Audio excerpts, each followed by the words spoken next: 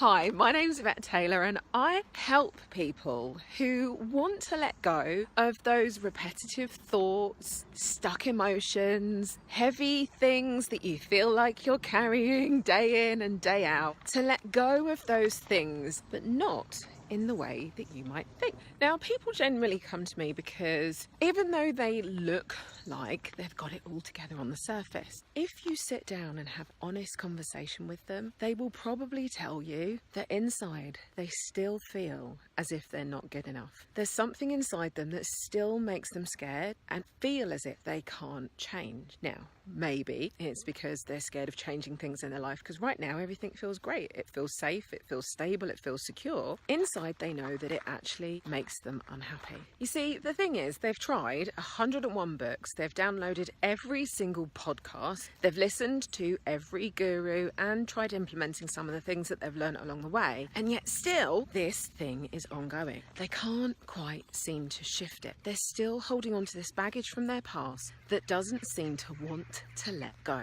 It can almost feel sometimes as if it's controlling them. So what does it really feel like living with a life like this? Well, most people usually describe it as feeling as if they're stuck, as if life is just overwhelming them and that there's something controlling them rather than them controlling their lives. Sometimes it can feel like a heaviness or a stuckness or even a darkness inside. It might feel like you're constantly stuck in emotions such as fear or stress or overwhelm, frustration, jealousy, blame, anger, guilt, shame. Now, let's face it, no one wants to feel like that, do they? We want to be feeling more passion, more love, more peace, more happiness, more joy. We want to feel as if we're the ones leading ourselves and leading our lives, because at the end of the day, that's what gives our lives meaning, isn't it? I know there are so many people out there searching for answers. I had a pretty messed up childhood, which ended up sending me into a pretty messed up few years of my teenage life, where I think I probably added an extra few grey hairs to my mum's head way before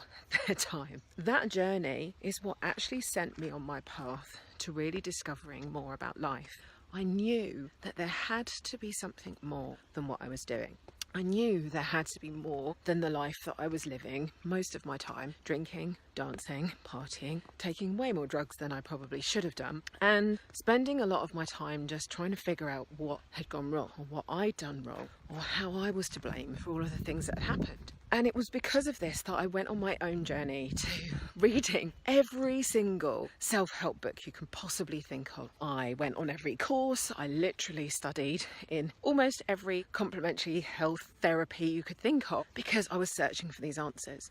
The thing that really frustrated me is that I was learning all of these ways to create change, but nobody seemed to really be talking about the one thing that underlies it all. And now I know and I understand that actually it is really all energy. And once you truly understand how to master your energy, life becomes so much easier. I absolutely, wholeheartedly promise you, life gets so much easier when you reclaim control for the energy you have and learn how to identify it, refocus it and redirect it to serve you. So what is the one thing that sits behind it all? Well, it's all just energy. Whether it's your passion and purpose in life, whether it's discovering your direction, whether it's your relationships, money, success, whatever it is, it's all just energy. Now, the good news is your body actually has all of the answers. You can ask your body really simple yes or no questions and get your body to respond and show you the answers to the questions you're asking. Now, before you think I've gone mad, I want you to play the game with me just for a minute and let me show you how you can do this.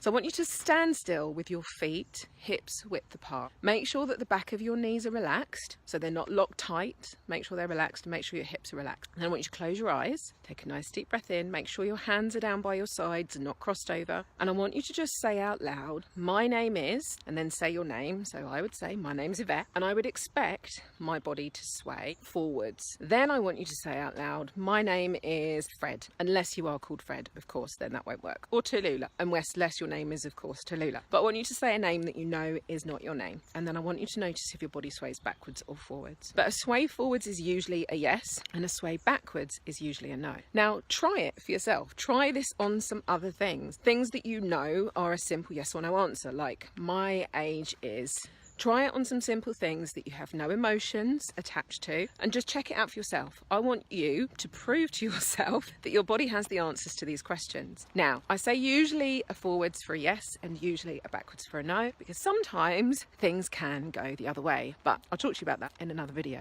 Now, I hope you've enjoyed watching this today as much as I've loved making it for you. If you've got any questions, I want to know how you get on with this, with the sway. Comment underneath this video and let me know whether it worked for you, whether you got your sway forwards or backwards on your name. And if you've got any questions, of course, pop them below. And if you think this might be useful for some of your friends, feel free to tag them on this video. Of course, share it on social media. I really look forward to seeing you again soon.